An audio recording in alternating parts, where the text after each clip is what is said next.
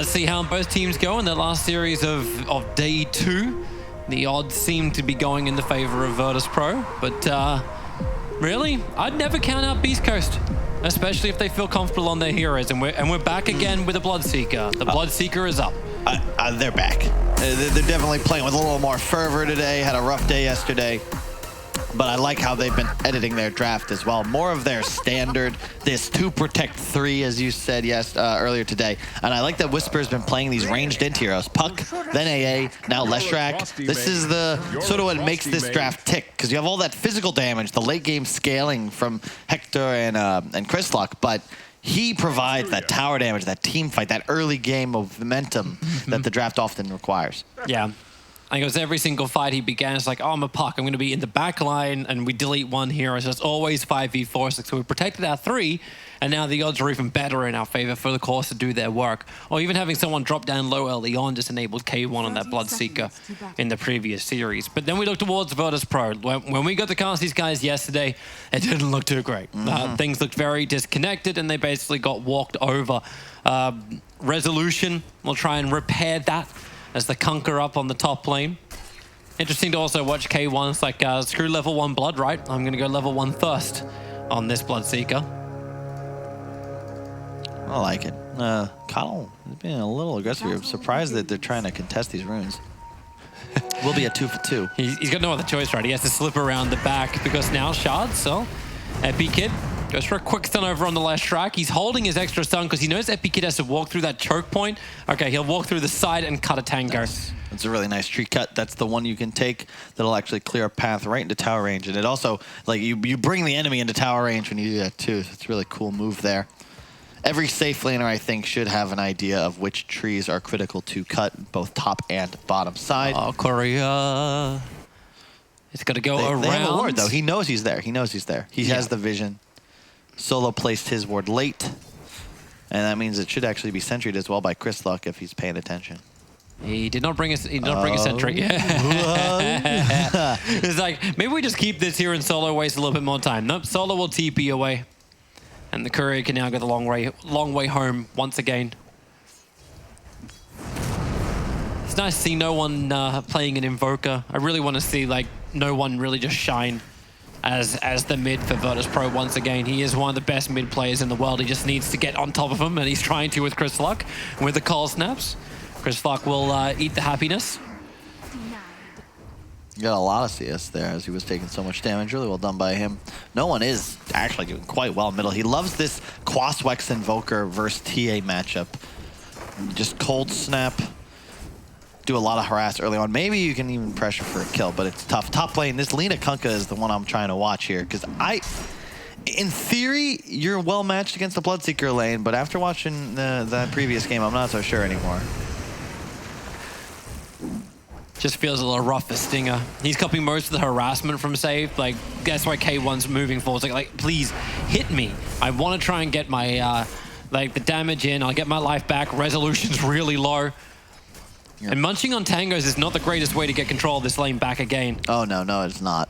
And I love the concept Beast Coast are running with. Tusk, especially against an off-lane Kunkka, is so effective because his stun lock is based on time to set up, right? And if you just snowball to juke the boat, you remove him from the equation.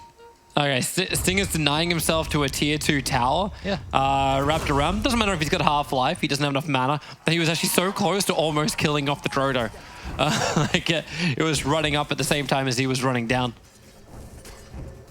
Almost. That would have been sick. Oh. That's Value Town right there. Solo gonna try and work with Epikid to try and kill off Skullfeld. Upside about Chakra, the fact that Wraith King is a lot more sustainable with his stun in the lane. Top lane, unfortunately, I keep watching these stuns miss. So they're able to pressure K1 a bit. They do some damage, and then he just heals to full on the wave. Oh, Skullfeld. Epic is going to stay with him underneath the tier 2 tower. He's got Hellfire Blast in 1 second time, and you can see him. He wasn't certain about that. Oracle will die in the meantime. The stun will come out, so Tuskar will fall. Oracle dying up on the top, so it looks like they finally were able to nail that stun. They get a second Light Strike array into K1. The problem with that chase down bottom is that as that occurred, Whisper got 4 denies on the wave and no one got XP. So it's actually much better for Dire. 4 creep denies it's just worth so much more than a hero kill, especially level 1. And wow, up top, as I'm claiming them for missing stuns, they just keep it rolling. They pick up a double. So you just gotta challenge them. That's all that happens. It's like, okay, you're missing. All right, fine. Let's get our sync together. Resolution and Save got to find that synergy. And 4-position Lina, once you get those arcanes, which he's already halfway towards, it is incredible the amount of damage you can start outputting. Because you just spam spells, and now all of a sudden Rezo, he doesn't even need to buy mana items. And K1 keeps willingly too, just walking straight and staying in one position. Like there's no setup. They're not using X marks the spot. This is just a simple light strike array from the Lina, connecting time and time again. I say only for the last minute and a half. Yeah. I mean, it's also very impressive. I'm telling you, this mid CS is kind of insane. You do not typically see Invokers punishing TAs this hard. I think the Bassi to start off was very important for that, though. And you also, because of the 3-point squash, look at that health regen, you know. 18.9 without a tango. So even though he tanks a few side blades, who cares? And even then he's able to find a couple of denies. Chris Luck actually just missed. He got denied 2 and missed the last hit on 1 for an entire creep wave. Skullfeld's being pushed away with a blinding light, but it's just making Whisper think twice about attacking in. Nepikid's doing a good job. Oh, hang on. Actually, he may do more. That snowball brings him forward, but the damage was already heavily done to Whisper. Try to get the efficiency tango use out. Makes a break for the tree lines. There's a lot Skullfeld can do to really help him out. Yeah, but it's doing a great all job. for the 5-minute bounty runes. This is just posturing for it. He's in trouble now, though. Hold up. There's an edict prepared on the left. Oh, what a shards. Just hold him in. Solo wants to help out. Blind Light pushes them away, but the snowball will stay with Epikid. And he'll have to walk back, pass through the edict to the tier 1 tower, but he won't even get that far. Whisper. Look at the CS, man. 21-12 versus 12-1. It's all because of that chase for the kill. Yeah, you picked it up. They're going again up on top. Right on top of the Bloodseeker. Able to hit the torrent plus the light strike array, forcing K1 away. So now the attention moves from VP into Stinger in that side lane. And there's nothing K1 can do about it. He's not enough intimidation factor just yet. But yeah, the CS is definitely looking good, and top three net worth. So number 1 belongs to the Invoker, but Lashrak and TA are right there in 2nd and 3rd. And this is definitely looking good thus far for Beast Coast, because you gotta also keep in mind, Wraith King's one of those carry heroes. He needs time to come online. Midas, Radiance, Bloodseeker, Lesh, TA, like these are heroes that are gonna hit 15, 20 minutes, and they are all in. We saw them play last series. You know the style. Once they get the ball rolling, it doesn't stop. Bottom lane, Catapult Wave, looking to pressure a little bit on the tower. It's actually one of the really cool things about Beast Coast, the fact that they're able to have that level of aggression while not involving the Wraith King for such a long period of time. And can this VP lineup work the same? Like, does Invoker kind of give you that same kind of tempo? Unlike where if you had like both the Bloodseeker and the TA, then you're gonna go ham, because there is a not Bloodseeker and TA. It's the when you got Wraith King who's got space created by a hero like a TA. It doesn't feel the same thing happens from an Invoker. Kunkka, 3 heroes now up on top lane. K1 doesn't have his 6 just yet. Nice Tidebringer from Resolution, looking for the torrent follow-up, and he actually just kills off Stinger. The snowball save came a second too late as Lina gets another double stun with the Light Strike array, creating more space, but K1's got the movement speed, and save, there's nothing that will do that for him, as he will end up falling down. Skullfeld, they still don't feel strong enough to fight this Kunkka. 1100 HP. K1 needs his 6. One more creep to die, and he'll actually end up having it. So he turns around, kills the creep. So now he can turn the Rupture on, but needs to find Resolution. Whisperer still died in the meantime, and there it is. Resolution finally brought down. But they do lose the Lashrak in the offlane for it. And mid lane, what happened there? Looks like... Okay, never mind. It was just a tip. I thought no one had died, but turns out it was just Whisper escaping that he was proud of. And by that I mean he died. Oh yeah, what, escaping with death?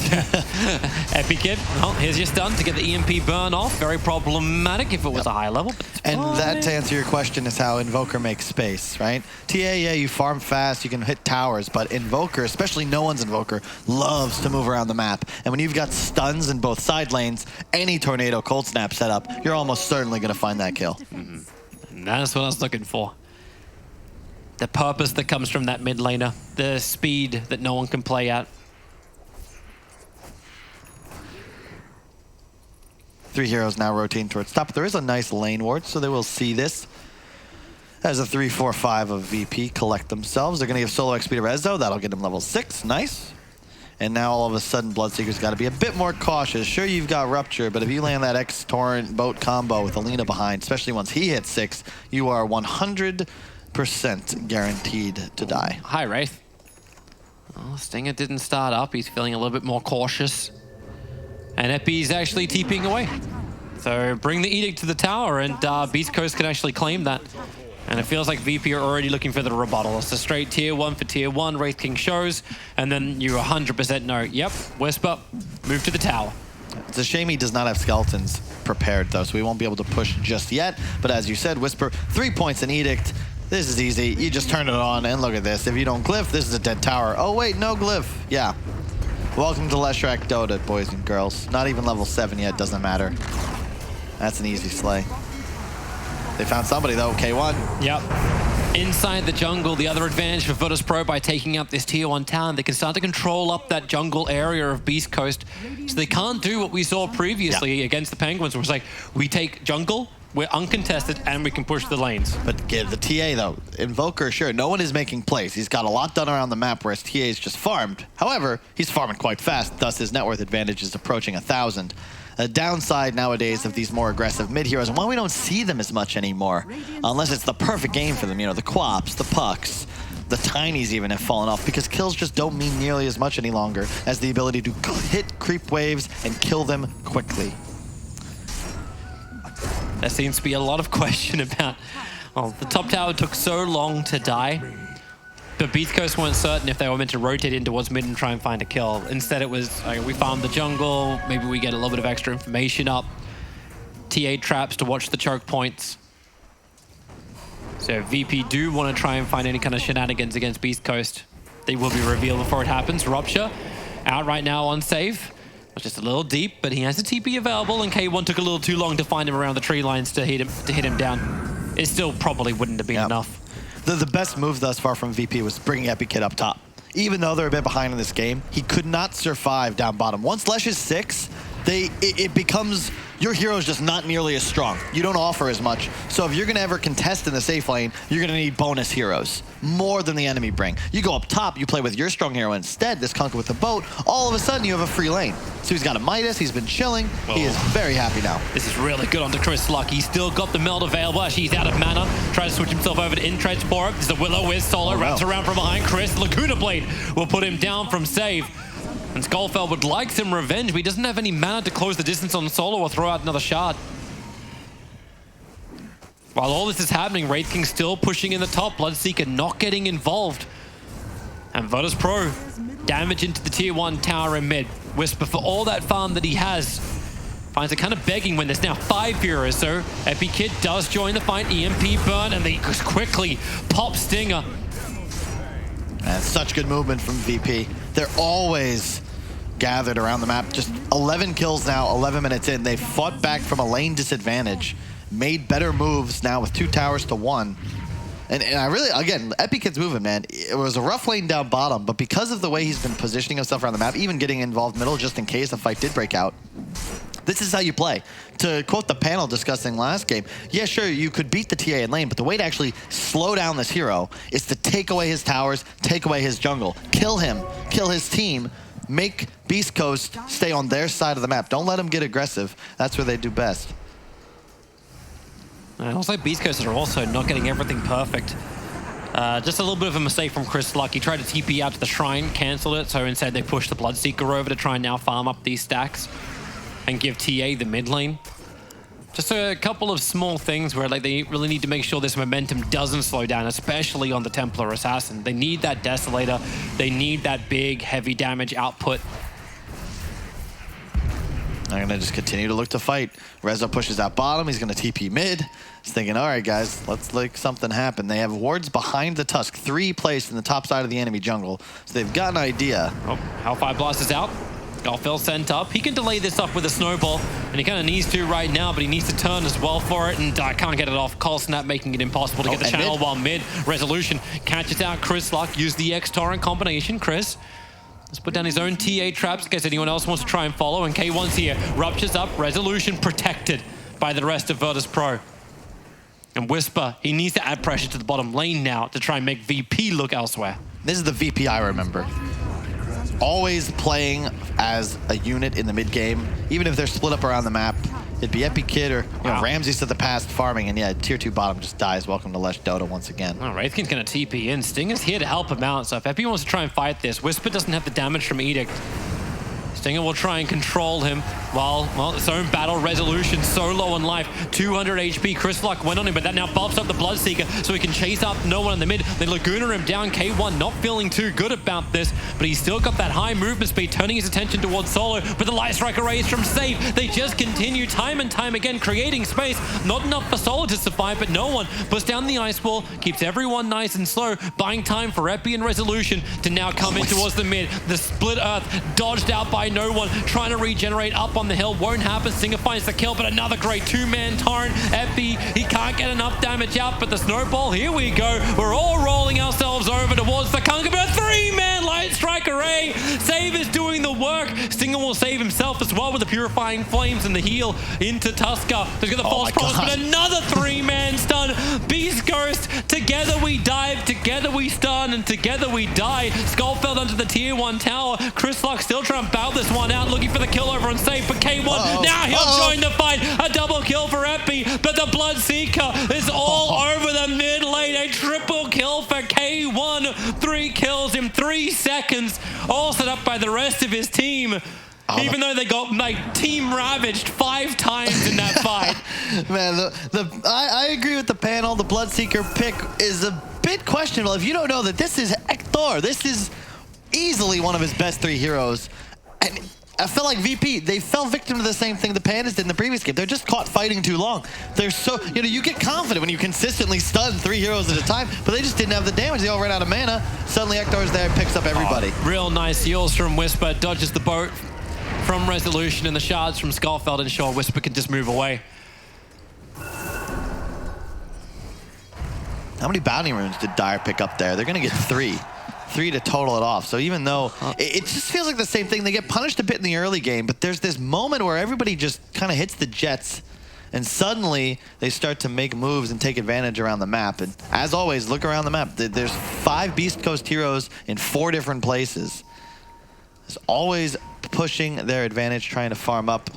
Epi Kid, he's got the Relic up in 1,800 gold. I like that decision from no one to get the Midas. One of the downsides of Quaswex Invoker, you can even see it in his current net worth. You don't farm. You're just running around the map, trying to get kills, trying to get involved.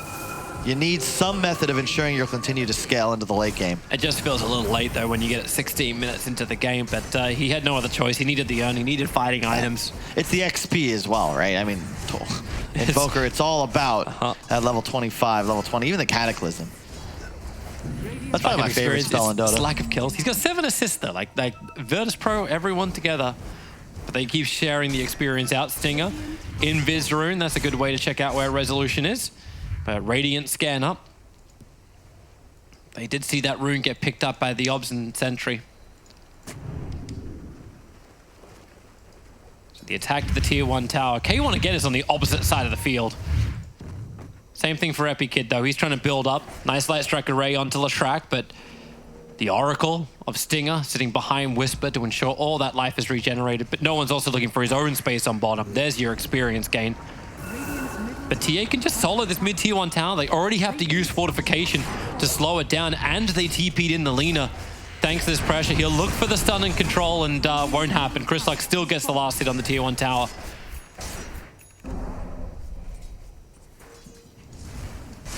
$3K the gold lead. Again, behind in kills, but Beast Coast just more efficient around the map. Last hits, top 3, all on the Dire side by quite a bit as well. That's where their edge is coming from. It's a time to fortify.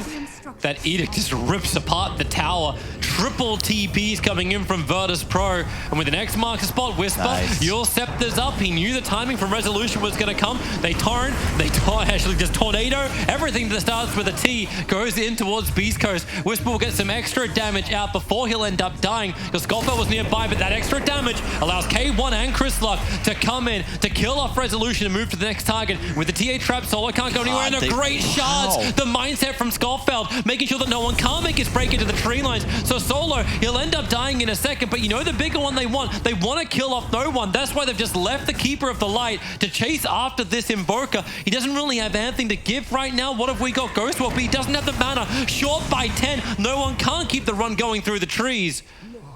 Dude, they're so sick, man. They get the first kill, no problem. The trap was perfect to find the Coddle, but Schofield's like, yeah, this guy's either dead or who cares? He's the 5. He perfectly shards out no one. Like, these guys have such an awareness of where the next kill will come from. They are not a squad you want to battle up into, and they're starting to take a pretty dominating lead around the map. This is the downside of Wraith King, right? We discussed it. Yeah, he caught back up, but his laning phase was so rough. We're approaching 20 minutes. He doesn't even have Relic yet. Yep, and he's the #1 net worth of Virtus.pro. Yeah, and how much that's involved. effective. Like right now, 3.6k of that net worth is just sitting in the bank. It is not on the field. It's not in the fights. And neither is his body, as he just now gets pursued away. Oh, they made so hasted TA. Oh. If that Light Strike array doesn't connect, they don't get very far. And even Solo, a little too close. The TA trap will slow him down, and Chris Luck, damn, he moves fast. And the issue is, by the time you get that Radiance, there's going to be a BKB on the Bloodseeker. There might very well be a BKB on the TA. He's only 1,700 gold away. What does that item even do? Your survivability isn't going to increase. You're just a wet noodle. And you've got a lot of regeneration coming in for Beast Coast too, because they're getting the mech built over on the Shrag Skullfeld. Oh, that's problematic. He's still got a couple of stick charges, but doesn't want to use it. Got an urn on him for the moment. Trying to get the run out. Tornado will pick him up and throw him down. Death Foot by the fall. As Epi Kid too far out. The buyback's coming in as Whisper isolates Epi Kid in the back lines. But the bigger problem is the Templar Assassin. There's no BKB at the moment, but that's why Stinger is there. He'll give him all the life and the false promise.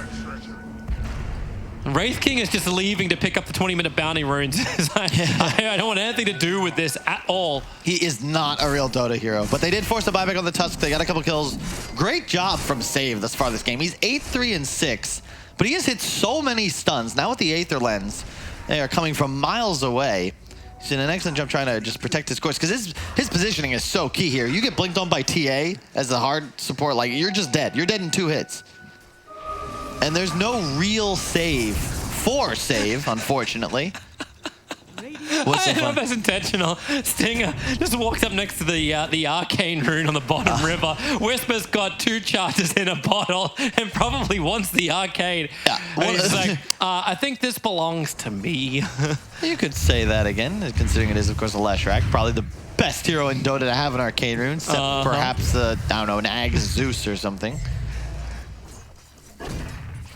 It's like, if that's just the mindset of Beast Coast, like, yeah, guys, like, I think we're having some fun. You don't need this. You're not going to use this anyway. But the mech has arrived for the Lesh. Really like that. So much sustain as well. Like, the armor's going through the roof. And it's that burst heal for everybody else. Yeah, where's the physical damage going to come from VP, right? The Radiance, mostly magic damage at this point. The entire draft, in effect, just pure magic. And you have 2 BKBs now on the big course from Beast Coast. And what time is it? It's time to go. You just run forwards. It's not Dondo time. Here comes Whisper. Just wants to get a Eul Scepter. There's your blink forward from Chris, finding Epi Kid in the trees. Able to actually connect and silence up the Wraith King. And with the Will-O-Wisp clears up the tree lines. Epi was hiding inside of that one, so K1 can move over. They'll kill up the Wraith King, and he didn't actually have reincarnation. It was on cooldown for 5 more seconds when he died. And now he's dead for 40 seconds. No buyback available. What the hell do you do to stop Ecto right now? Like, K1 is unstoppable. He is too fast, too strong, and his team, if you just get Rupture off, if you get a stun off, somebody's dead. You can only ditch. Well, I know there's no BKB on the Bloodseeker, so maybe that's how you do it. Save. He's not looking for anything. They have no Wraith King. And in fact, Chris is just going straight for Roshan. He's got his own 10-second BKB that's just flowing in. The Sunstrike will scout out, so at least Virtus.pro are aware, but what do you do even if you are aware? What do you do to kill the Oracle as well? The big issue is VP, they don't have direct initiation. Look at this. Like, Roshan's almost dead, and Beast Coast is like, hey, yeah, you've got this right, Chris. Like, we don't need to be here. There's a Keeper of the Light who's ready to be dead. You got a Pipe Medallion on the Kunkka. Your Wraith King does have a Blink queued up, which he's going to need, but he also has to get a BKB at some point. You need to kill the Oracle, but I'm just not quite sure how to do it when you consider there's a TA, a Bloodseeker, and a Tusk all in between you and the target you really have to take out if you actually want to threaten a core at some point in a fight. No one's doing what he can to finish up his Ags. 500 gold away. That will be a nice turnaround, but just level 15 at the moment. Only 2 points in Exort. It's not as if his damage output right now is incredibly high. And Beast Coast, this is when it gets a little spooky. Halloween's not quite here yet, but Beast Coast, they might be arriving any moment inside of your base. Yeah, they'll clean up the outside first. The tier 2 tower in mid-falls, removing the last remaining outer defense of Virtus.pro. No one's still trying to battle on this bottom lane just to get that last 300 gold you were talking about. But you see Skullfeld moving over. K1's ready to fight. He's got a fresh mana style, looking to go. And he feels it. He's like, something's in the trees. No one drops the meatball, begins the run, Resolution, Skullfeld, the shards, it goes straight through Resolution, and he will get the snowball off, but no other will control until the Walrus Punch, waiting it, and here we go. Rupture up, Resolution's like, well, come and play in my shipyard. Nope, that's not gonna help me. Hold him. I kinda wanna see him. What is he doing? Skullfeld, stop it, stop it, stop it, stop it. I mean, the first cancel made sense. He's like, oh, we don't have any TP cancel. I gotta make sure I can serve mine. The next 64, though, probably not necessary, but it does serve to intimidate your enemy, which is an integral part of any strategy-based warfare. Oh. Mindset griefing. And door is down. They're gonna go straight in. Yep, they recognize as soon as that mid-wave passes that little flag on the ground, no glyph, that means tier 3 is going to go to at least half HP, possibly it's even just dead. Where's TA? TA's up top just distracting people with the Aegis. Yep. They're on your base. And Invoker's taking too long to get back down here. They'll take melee. K1's looking for someone to come close, and they bought time for Rupture to come off cooldown, so no one.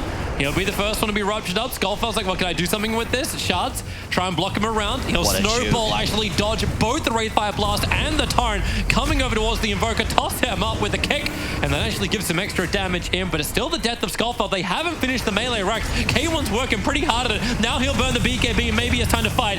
Epic Kid, very low on life, but they've already found the extra kill. Stinger being dropped, but K1's the big one. He's going ham in the back lines. Needs to keep running away, however. The Metastyle dodges the Wraithfire Blast, and he'll get back up the hill and away to safety. The same cannot be said for Lashrak, however. Whisper up in the air, but then K1, it's a re-engage, jumping in the back lines, right on top of the Lina. Another defensive, you also have to Whisper with a deafening blast, being pushed back around. No one can finally kill him up, but no one's so low. K1, he's disarmed, he can't attack. Now he finally can get back into it. 2, 3, 4 attacks to kill off no one. Then he turns attention towards the Kunkka. How much damage does he do? He stops to deny creeps as opposed to hitting the hero. Meanwhile, there's a TA on your top rack. He's going to take out the range. Now working on the melee. Takes out Epic Kid. Oh my god, he's just going to kill him. No. Not like this.